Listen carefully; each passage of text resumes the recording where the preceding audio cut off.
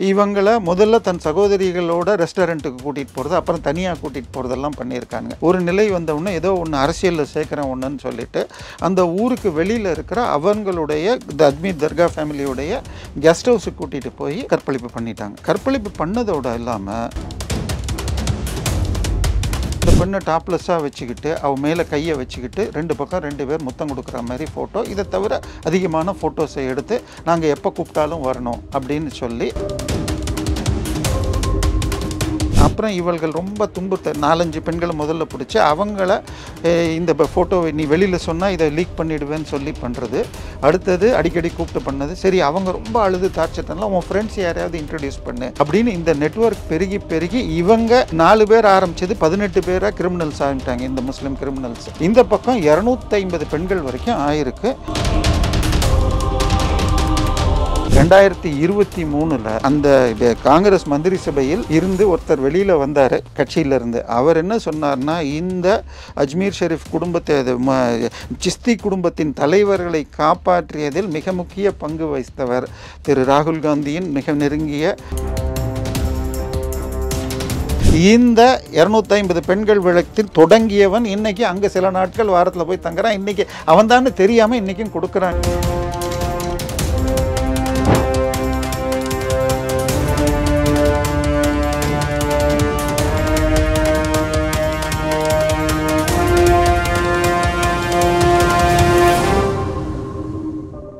ரேலோன் நேயர்களுக்கு வணக்கம். இன்றைய நேர்காணலுக்காக நம்முடன் இணைகிறார் அரசியல் விமர்சகர் திரு தேவப்பிரியா அவர்கள். வணக்கம் சார். வணக்கம். கொல்கத்தாவில் பெண் பயிற்சி மருத்துவர் கற்பழிக்கப்பட்டு கொலை செய்யப்பட்ட நிலையில் ராஜஸ்தானில் 32 வருஷத்துக்கு முன்னாடி 250 சிறுமிகள் 18 கைவர்களால் சீரழிக்கப்பட்டிருக்காங்க. இந்த வழக்கின் பின்னணி என்ன சார்? இது அஜ்மீர் 1992 ரேப் கேஸ்னு போட்டிங்கன்னா கூகுளில் பார்த்தீங்கன்னா கிடைக்கும். அங்கே அஜ்மீருங்கிற ஊர் ரொம்ப சின்ன ஊர். அதோடைய ஃபேமஸ் அஜ்மீர் ஷெரீஃப் தர்கான்னு பேர். அங்கே காஜி மொய்னுதீன் சிஸ்தி அப்படிங்கிறவர் 13ஆம் நூற்றாண்டில் வாழ்ந்த ஒரு கவிஞர், சூஃபி கவிஞர். அவருடைய கல்லறை இருந்திருக்கு. அதுக்கப்புறமா துருக்கிய படையெடுப்பு நடந்து பாபர் படையெடுப்பு வந்தோன்னா அக்பர் காலத்தில் தன்னுடைய மதகுருக்கள் பயங்கரமாக மக்களை கட்டுப்படுத்துகிறாங்க, இப்படி தான் இருக்கணும் அப்படின்றப்ப இதுக்கு மாற்றாக இந்த நாட்டில் முன்னாடியே முஸ்லீம்கள் இருக்காங்க. இன்னொன்று இங்கே அதாவது இன்றைக்கும் கவிதை, நாடகம், சினிமா போன்றவை முஸ்லீம் பிரகாரம் ஹராம்.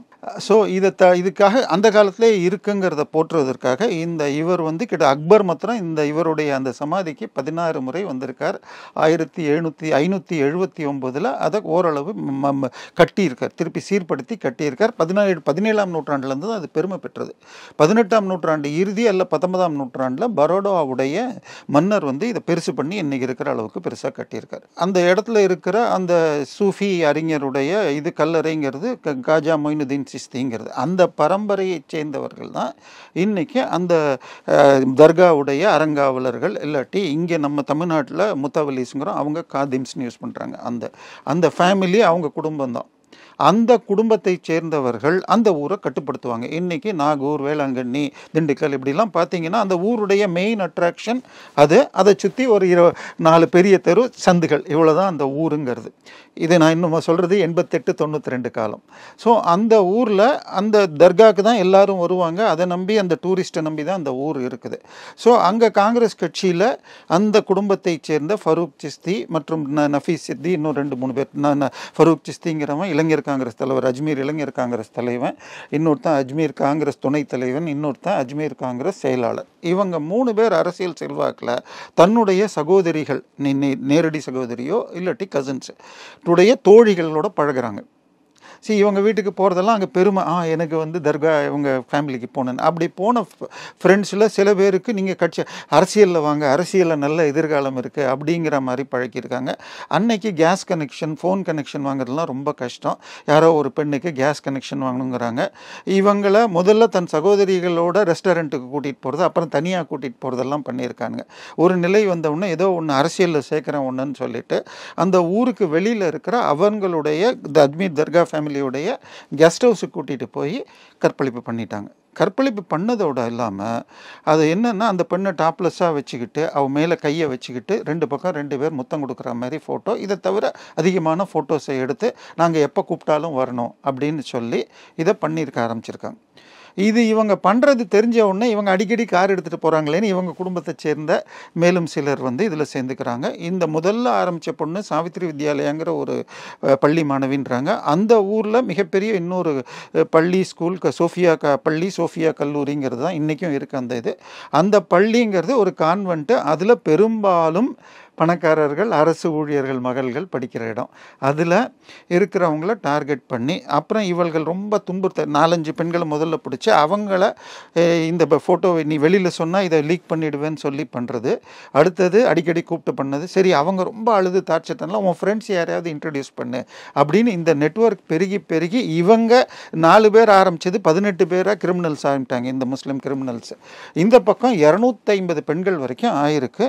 பெண்கள் எல்லாமே சிறுமிகள் தான். 11லேருந்து 20 வயதுங்குது செய்திகள் எல்லாமே. ஸோ இதில் என்னடான்னா இந்த டார்ச்சர் தாங்க முடியாமல் அந்த சோஃபியா ஸ்கூலை சேர்ந்த 2-3 பெண்கள் 91-92 இடையில தற்கொலை பண்ணிட்டு இருக்காங்க. இதில் என்ன விஷயம்னு பார்த்தால் இவங்க எல்லாம் ஒரு க்ளோஸ்டு சர்க்கியூட்டு, அவங்கக்கிட்ட கண்ட்ரோல் அஜ்மீர் கண்ட்ரோலே இருந்த ஒரு ஃபேமிலி. ஆனால் இவங்களுக்கு ஃபோட்டோ பிரிண்ட்டு போடணும். இன்றைக்கி மாதிரி கிடையாது. அன்றைக்கி ஒரு ஸ்டூடியோவில் கொடுத்து ஃபிலிம் ரோலை நெகட்டிவ் ஆக்கி நெகட்டிவ்லேருந்து பிரிண்ட்டு போடணும். ஸோ இதனால் 2 ஸ்டூடியோவில் போட்டிருக்காங்க. அன்றைக்கெல்லாம் ஃபோட்டோ யார் எடுப்பாங்கன்னு சொன்னால் பெரும்பாலும் வந்து பத்திரிகையாளர்கள் இல்லை இதுக்கு கல்யாணத்துக்கு ஃபோட்டோ எடுக்கிறவங்க இந்த மாதிரி ஆட்கள் தான் எடுப்பாங்க. ஸோ பத்திரிகையாளர்கள் ஃபங்க்ஷன்ஸை கவர் பண்ணுறதோ இல்லை அரசியல் இது மீட்டிங் அதை எடுக்கிறது அவங்களுக்கு இந்த ஸ்டூடியோ நட்பில் இது கிடச்சி போக சிலர் சிறு பத்திரிகையில் இது சின்ன செய்தி மாதிரி போட்டுட்டு அவங்கள்ட்ட எந்தெந்த பெண்கள் பாதிக்கப்பட்டிருக்கோ அவங்க ஃபேமிலியில் போய் பணம் கேட்டு மிரட்டியிருக்காங்க. ஏன்னா எல்லாமே நான் சொன்னேன் பணக்காரர்கள் இல்லை அரசியல்வாதிகள் பண்ண. ஸோ இதனால 2-3 பெண்கள் தற்கொலை வந்து அரசல் புரசலாக பேசி இதில் நிறைய சின்ன சின்ன பத்திரிகைகள்லாம் அங்கே உருவாக ஆரம்பிக்குது. இவங்க இந்த மாதிரி பண்ணுறாங்க. இதோடைய இது தாங்காமல் ஒரு ஸ்டூடியோக்காரர் ஒரு பெரிய தைனிக் நவஜோதிங்கிற ஒரு பத்திரிகைக்கும் விஸ்வ இந்து பரிஷத்தை சேர்ந்த ஒருத்தருக்கும் சொல்ல அவர்கள் போலீஸுக்கு மேலே போய் சொல்ல பத்திரிகையில் பெருசாக ஏப்ரல் மாதத்தில் போடுறாங்க. பட் ஃபோட்டோஸ் எதுவும் கொஞ்சம் ஒன்றும் இல்லை.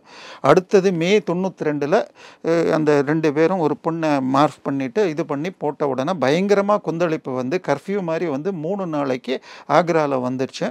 அது என்ன பிரச்சனைன்னா 86லேருந்து 92 காலகட்டம்ங்கிறது உங்களுக்கு வட இந்தியாவில் முஸ்லீம் ஹிந்து பிரச்சனை மிக உச்சத்தில் இருந்தது. அதாவது 1985 ஷாபானு வழக்கு என்ற ஃபேமஸ் வழக்கில் வந்து முஸ்லீம் பெண்களாக இருந்தாலும் இந்தியாவின் சட்டத்துக்கு முன் அனைவரும் சமம்னு ஜீவனாம்சம் கொடுக்கணும்னு உச்சநீதிமன்ற தீர்ப்பு வருது.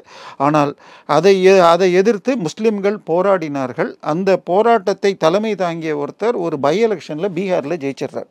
ஸோ அதனால 420 எம்பியை ஜெயிச்சிருந்த ராகுல் காந்தி பயந்து அந்த முஸ்லீம் பெண்களுக்கு ஜீவனாம்சம் தர வேண்டியதில்லைன்னு அந்த தீர்ப்பை உடைக்கிறதுக்காக ஒரு சட்டம் போட்டார். ஸோ இது வந்து உடனே இந்துக்கள் இதனால் பாதிக்கப்படுறாங்கன்னு கட்சிக்காரங்க அட்வைஸ் பண்ண ஏற்கனவே பல வழக்குகளில் விஸ்வ இந்து பரிஷத் போன்றவர்கள் அயோத்தியில் அந்த இடத்துக்குரிய பல உரிமைகளை கோர்ட் ரீதியாக ஜெயிச்சிருந்தாங்க. அதனால அவங்க ஜெயிச்ச ஒரு பகுதியில் நாங்கள் பூமி பூஜை ஷிலன்யாஸ் அப்படின்னு சொல்லிட்டு பண்ண போகிறோன்றதுக்கு இவர் அனுமதி கொடுத்துட்டார். ஸோ ஒரு பக்கம் இந்துக்கள் ஒரு பக்கம் முஸ்லீம்கள்னு இதாச்சு. இந்த நேரத்தில் நமது சோனியா காந்தி இத்தாலி அவங்க வந்து அவங்களுடைய நெருங்கிய உறவினர் கோட்ரச்சி என்பவர் மூலமாக போஃபோர்ஸில் மிகப்பெரிய ஊழல் நடந்தது. அந்த கோட்ரச்சியுடைய அக்கௌண்ட் நம்பர் எவ்வளோ பணம் டிரான்ஸ்ஃபர் ஆச்சு இதெல்லாம் எனக்கு தெரியும்னு ராஜீவ்காந்திகிட்ட நிதியமைச்சராக இருந்து வெளியில் வந்து விபி சிங் சொல்லிகிட்டு இருந்தார். அவருடைய கட்சி 89 ஜெயித்த உடனே 80களில் ஜனதா கட்சி ஆட்சி இருந்தப்போ மண்டல் கமிஷன் போட்டிருந்தாங்க. அவங்க கொடுத்த பேக்வர்ட் கிளாஸ் ரிசர்வேஷன் இதை மண்டல் கமிஷன் நான் அமுல் பண்ணுறேன் அப்படின்னு விபி சிங் தூண்ட மிகப்பெரிய அளவில் கலவரங்கள் வந்தது. எப்படி இப்போ பங்களாதேஷில் ஒரு ரிசர்வேஷன் தீர்ப்புனால கலவரம் நடந்து நாடை பற்றி எரிஞ்சுதோ அது மாதிரி ஆரம்பிச்சது. உடனே இதை அடக்கிறதுக்காக பிஜேபி அப்பொழுது தான் 89க்கு அப்புறமாக முழுமையாக தன்னுடைய செயல்பாட்டில் ராம் ஜென்ம பூமியை எடுத்துக்கிட்டு 92 கிட்டத்தட்ட இந்த வெளிவந்தப்போ தான் வந்து திரு அத்வானி அவர்கள் ரத யாத்திரை நடத்திட்டு இருந்தார். ஸோ இந்த நேரத்தில் உங்களுக்கு மத்திய சென்ட்ரல் இதில் ஈடுபட்டவர்களெல்லாம் காங்கிரஸ்காரர்கள்ங்க ஒரு பக்கம், இன்னொன்று அவர்கள் அஜ்மீர் ஷெரீஃப் தர்காவுடைய அறங்காவலர் குழுவின் ஃபேமிலியை சேர்ந்தவங்கிறப்ப மத்திய அரசு மிக கடுமையான அப்போ நரசிம்மராவ் பிரதமராகவும் மன்மோகன் சிங் நிதியமைச்சராகவும் இருந்த காலகட்டம். இந்தியாவும் நிதியில் மிக அளவில் ரஃபேல் பிரச்சனை வந்து தங்கத்தையே அடமான வச்சுட்டு போன காலகட்டத்தில் இருந்து வெளிநாட்டுக்கு கையெழுத்துகள் போட்டு ப்ரைவேட்டைசேஷன் பண்ணி இந்த காலகட்டத்தில் மத்திய உள்துறை மாநிலத்தை ரொம்ப கண்டித்து ஜாகிரதையாக ஹேண்டில் பண்ணுங்கன்னு சொல்ல இதுக்கப்புறமாக ஆட்சியும் கலைக்கப்படுது. அதாவது உத்தரப்பிரதேசத்தில் அயோத்தியில் இருக்கிற ஜென்மஸ்தான் மசூதி இடிக்கப்பட அப்போ பல அந்த மாநில அரசை தவிர மீதி போட்டாங்க. பட் ராஜஸ்தானில் மீண்டும் பிஜேபி ஜெயிச்சிச்சு. ஆனாலும் அவர்கள் மத்திய அரசு இது மாதிரி பண்ணக்கூடாதுன்னு மிக மெதுவாக போனது. சிபிசிஐடி வழக்கில் 18 பேரில் 6 பேர் நாட்டை விட்டு வெளியில் போயிட்டாங்க. அவங்க அரெஸ்ட் பண்ணதில் 11 பேரில் ஒருவர் வந்து உங்களுக்கு தற்கொலையை பண்ணிக்கிட்டு 12 பேரில் ஒருவர் தற்கொலை பண்ணிக்கிட்டார். மிக முக்கியமான குற்றவாளி யார்? யூத் காங்கிரஸ் கட்சியின் தலைவர்னு சொல்லப்பட்ட ஃபாரூக். அவர் மென்டலி டிஸ்டர்ப், மனநிலை சரியில் பாதிக்கப்பட்டவர் அப்படின்னு கோர்ட்டை நம்ப வச்சாங்க. இது நடந்தப்ப இந்த பத்திரிகை செய்திகளை போட்ட ஒரு உள்ளூர் பத்திரிகையாளரை இந்த காங்கிரஸ் கட்சியைச் சேர்ந்த அந்த சிஸ்தி குடும்பத்துக்கு வேண்டியவர்கள் அவர் ரோட்டில் போயிட்டு இருக்கப்போ ஒரு 10 நிமிஷத்துக்கு காரில் சேஸ் பண்ணி ஷூட் பண்ணுறாங்க. அவர் கீழே இருந்த சாக்கடையில் குதித்து தப்பிச்சிடுறார். திருப்பி ஹாஸ்பிட்டலில் இருக்கிற போய் அவரை வெட்டி கொன்னுடுறாங்க. அந்த வெட்டி கொன்றவருடைய மகன்கள் 92 நடந்தது. மகன்கள் 2 பேர், அப்போ 8-12 வயசு. அதில் 2 முக்கியமானவர்களில் ஒருவரை 23 சுட்டார். ஸோ அந்த பகை இதெல்லாம் இன்னைக்கு வரைக்கும் அங்கே தொடர்ந்துட்டு இருக்கு. ஆனால் இதில் என்னடான்னா அந்த விஷயம் வெளியில் வந்த உடனேயே பலர் அந்த ஊரை விட்டு போயிட்டாங்க. இந்த 250லேருந்து 400 வரைக்கும் கூட சொல்கிறாங்க. பெண் குழந்தைகளுடைய அப்பாக்கள் நம்ம இந்த ஊர்லேயே இருக்க வேணான்னு போயிடுறாங்க. ஆனால் அஜ்மீர் மகிழா சமிதின்னு ஒரு சமிதியை எடுத்து முடிஞ்ச வரைக்கும் அந்த ஃபோட்டோஸை வச்சு கலெக்ட் பண்ணி ஒரு 100 பேரை ஐடென்டிஃபை பண்ணி ட்ராக் பண்ணி பார்த்தா பாதி பேருக்கு பெரும்பாலானோர் வரல. ஒரு 32 பேர் நாங்கள் சாட்சி சொல்ல வரோன்னு சொல்லி வந்து கடைசியில் அது 20ஆக சுருங்கி கடைசியில் 12 பேர் தான் சாட்சிக்கு வராங்கன்னாங்க. இவங்க அன்னைக்கெல்லாம் வந்து ஃபோன் கிடையாது, எல்லாரும் நேரில் தான் வீட்டுக்கு போகணும். யார் வீட்டுக்காவது இவங்க போய் வக்கீலோ இல்லை இந்த பெண்கள் போனாங்கன்னா அவங்கள உடனே மிரட்டி இவர்களை சொல்ல விடாமல் இப்படியெல்லாம் போக 96ல் ஒரு 6 பேருக்கு ஆயுள் தண்டனையும் மீதி ஒரு 4 பேருக்கு இந்த தண்டனையும் கொடுக்கப்பட்டது. அதாவது 10 வருட தண்டனையும். அவர்கள் மேலே ஹைகோர்ட்டுக்கு போக, சுப்ரீம் கோர்ட்டுக்கு போக 2003ல் பெரும்பாலானோர் ஏற்கனவே இருந்த 93லேருந்து 2003 வரைக்கும் 10 வருஷம் இருந்துட்டாங்கன்னு ஆயுள் தண்டனை கொடுத்தவங்களாம் 10 வருஷம் குறித்து வெளியில் விட்டுட்டாங்க. ஆனால் இந்த முக்கியமான குற்றவாளியான சிஸ்தி குடும்பம், அந்த தர்கா முத்தவலி குடும்பத்தைச் சேர்ந்த ஃபரூக் சிஸ்தி என்பவர் அது வரைக்கும் தான் மென்டலி இதுன்னு ஒன்று. பட் வழக்கின் சாரத்தை பார்த்து 2006ல் அவருக்கு தண்டனை கொடுக்கப்பட்டது. அவரும் 2013ல் ஹைகோர்ட் அப்பீலில் போய் வெளியில் வந்துட்டார். இன்றைக்கு அவர் வந்து அங்கே, அதாவது அந்த குடும்பத்தை சேர்ந்தவங்க யாராவது அங்கே இருப்பாங்க, அதாவது அந்த பரம்பரையை சேர்ந்தவங்கன்னு. இங்கே வர அந்த முஸ்லீம் பக்தர்கள் அங்கே வரதில் பாதிக்கு மேலே முஸ்லீம் அல்லாத இந்துக்கள், கிறிஸ்தவர்கள் எல்லாருமே போவாங்க. அவங்கெல்லாம் போய் முத்தம் கொடுக்கறதுன்னு ஒரு வழக்கம் உண்டு. இல்லை, முத்தம் கொடுத்தோன்னா இப்படி எங்கே யாருக்கு கையில், அதாவது அந்த குடும்பத்தை சேர்ந்த அந்த சூஃபி செயின்ட்டுடைய சமாதி இருக்குது. அந்த சூஃபி செயின்ட்டுடைய பரம்பரை தான் இங்கே வந்து தர்மகர்த்தா அல்லது முத்தவலியாக இருக்காங்க. அவங்களுக்கு கொடுத்தா அந்த புண்ணியம் கிடைக்கும், போயிட்டு வந்ததுக்கு புண்ணியம் கிடைக்கும்னு சொல்லி முஸ்லீம் நம்பிக்கை அடிப்படையில் அந்த தர்கா வழிபாடு உள்ளவர், ஏன்னா பெரும்பாலான முஸ்லீம் தர்கா வழிபாடு தர்கா வழிபாடு உள்ள அந்த பிரிவினர் அந்த சிஸ்தி குடும்பத்துக்கு முத்தம் கொடுக்கறதுங்கிற ஒரு வழக்கம் உண்டு. இந்த 250 பெண்கள் விளக்கில் தொடங்கியவன் இன்னைக்கு அங்கே சில நாட்கள் வாரத்தில் போய் தங்குறான். இன்னைக்கு அவன் தான் தெரியாமல் இன்றைக்கும் கொடுக்குறாங்கன்னு பத்திரிகை செய்திகள் சொல்லுது. இப்படி இருந்தவங்களில் அவனுக்கு அடுத்ததாக இருந்த நஃபீஸ் சிஸ்தி போன்றவர்கள் தப்பிச்சு வெளிநாட்டில் இருந்தாங்க. அவங்களில் 6 பேரை போக்சோ வழக்கில் போட்டு இப்போது 6 பேருக்கு இன்றைக்கி ஆயுள் தண்டனை கொடுத்துருக்கு. இப்போ இதில் என்ன பிரச்சனைன்னு சொன்னால் 2022ல் நினைக்கிறேன் ஜி நியூஸ் சேனலில் பிளாக் ஹொரர் ஆஃப் அஜ்மீர் ரேப்புன்னு ஒரு இது நாங்கள் ஒரு இது எடுத்திருக்கோம் வீடியோ.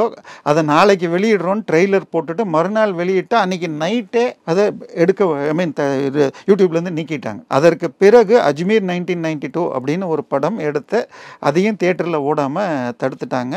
அதை பற்றி அது வெளிவந்த நேரத்தில் இப்போது இவராக இருக்கிற அந்த அஜ்மீர் முத்தவலியாக இருக்கிற 3-4 பேர் குழுவில் இருக்கிற ஒருத்தர், இது பெண்கள் ஒழுங்காக இருந்திருக்கணும், பெண்கள் ஒழுங்காக இல்லைன்னா இது நடந்திருக்காது, பெண்களே இல்லை, இங்கே இருக்கிறது பெண் குழந்தைகள், ஏன்னா தண்டனை கிடச்சிருக்கிறது போக்சோ வழக்கு. ஸோ அப்படின்னு பேசினார். அதுக்கப்புறம் அவர் மன்னிப்பு கேட்டார். அவர் மீது கூட வழக்கு போடல. இதனுடைய உச்சம் என்று பார்த்தால் 2023ல் அந்த காங்கிரஸ் மந்திரி சபையில் இருந்து ஒருத்தர் வெளியில் வந்தார் கட்சியிலிருந்து. அவர் என்ன சொன்னார்னா, இந்த அஜ்மீர் அஜ்மீர் ஷெரீஃப் குடும்பத்தை சிஸ்தி குடும்பத்தின் தலைவர்களை காப்பாற்றியதில் மிக முக்கிய பங்கு வகித்தவர் திரு ராகுல் காந்தியின் மிக நெருங்கிய துணை தலைவராக இருக்கிற அசோக் கெஹ்லோட் அப்படின்லாம் பேர் சொன்னாங்க.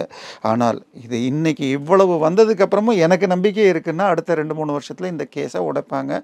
போக்சோ சட்டம் கொண்டு வந்ததே இப்போ அது எப்படி 32 வருஷம்னு சொல்லுவாங்க. ஆனால் அட்லீஸ்ட் இந்த வழக்கை பற்றி மக்களுக்கு போய் இது மாதிரி இன்றைக்கி நடக்கூடாது. இன்றைக்கி நடக்கிற அளவுக்கு கேமரா கிடையாது, செல்ஃபோன் கிடையாது, பிளாக் அண்ட் ஒயிட்டில் எடுத்தது ரூமுக்குள்ளே கருப்பாக மூஞ்சியெல்லாம் கூட பெருசாக தெரிஞ்சிருக்காது. அதில் 250 பெண்கள் பயப்பட்டிருக்காங்கன்னா நம்ம பொறுத்த வரைக்கும் அடுத்த தலைமுறை பெண்களுக்கு கராத்தே போன்றவை சொல்ல கொடுத்து இந்த மாதிரி பிளாக்மெயில் பண்ணால் பயப்படக்கூடாது. ஆனால் ஆரம்ப கட்டத்திலேயே ஒரு பெண் போய் ஒரு கான்ஸ்டபிள்கிட்ட சொன்னாங்களாம். சொன்ன உடனே அவர் மேலதிகாரிட்ட சொல்லி விசாரணையை தொடங்கினாராம். உடனே இந்த ஃபரூக் குடும்பத்தை சேர்ந்த அவனுடைய மேலதிகாரி மூலமாக இவங்க இப்போ 2-3 வருஷமாக நடத்திக்கிட்டு இருக்காங்க. இது எல்லாருக்கும் தெரியும். அவங்க மேலெல்லாம் கை வைக்க முடியாது. இந்த ஊரில் ஏதாவது ஒரு சின்ன பிரச்சனை யாரையாவது கண்டுபிடிக்கணும்னா அந்த குடும்பம் தான் உதவுது, எதுவும் பண்ணாத அடங்கிக்கோ அப்படின்னு சொல்லிட்டாங்களாம். ஸோ இது 90லேருந்து 92 நாள் 88லேருந்து இந்த 250 பெண்கள் இப்படி ஆயிருக்கலாம்னு சொல்கிறாங்க. 400 வரை கூட கொண்டு போகிறாங்க. ஸோ இது அவங்கள 8லேருந்து 18 பெண்கள் தற்கொலை செய்திருக்காங்க. இந்த ஸ்டூடியோவில் பிரிண்ட் போட்டு கொடுத்த ஒரு ஸ்டூடியோ ஓனரும் ஒரு மேனேஜரும் தற்கொலை பண்ணியிருக்காங்க. ஒரு பத்திரிகையாளர் கொலை நடந்திருக்கு. ஆனால் ஒருவருக்கு கூட தூக்கு தண்டனை கிடைக்கல. இந்த போக்சோவில் ஆயுள் தண்டனை கொடுத்தவங்களுக்கு இது நிற்குமான்னு தெரியாது. ஏன்னா போக்சோ கோர்ட்டை தாண்டி ஹைகோர்ட்டுக்கு போகும், ஹைகோர்ட் தாண்டி சுப்ரீம் கோர்ட் போகலாம். இது வரைக்கும் யாரும் 10 வருடத்திற்கு அதிகமாக தண்டனை பெறலை. ஸோ காங்கிரஸ் கட்சி தொடர்போ அல்லது ஒரு சமூகத்தில் இஸ்லாமிய சமூகத்தில் ஒரு அந்தஸ்து இருக்குன்னு சொன்னால் அவங்க நினச்சா இந்திய நீதிமன்றங்களை கூட, அதுவும் இப்போ 92 சம்பவத்தில் நடந்தல 2006 ஒரு நீதிபதி கிட்ட, அந்த 2004 அவர் எடுக்கிறதுக்கு முன்னாடி வரைக்கும் 2003 வரைக்கும் அவன் பைத்தியக்காரன் அப்படின்னே இது இளைஞர் காங்கிரஸ் தலைவராக இருந்தவனை கோர்ட்டில் அவன் பேரில் வழக்கு நடத்தாமல் பார்த்துக்கிட்டாங்க. அப்படின்னா ஒரு சிட்டிங்க்கு 25 லட்சம் ரூபா வாங்குகிற வழக்கறிஞர்கள் போன்றவர்கள் இருந்தார். இப்படிப்பட்ட கிரிமினல்கள் கூட காப்பாற்றப்படுகிறார்கள். இதுதான் ரொம்ப மனசு கஷ்டமாக இருக்குது. இனிமேலும் இது மாதிரி நடக்கக்கூடாது. நடப்பு சம்பவம் குறித்து பல தகவல்கள் பெறுவதற்கு மிக்க நன்றி.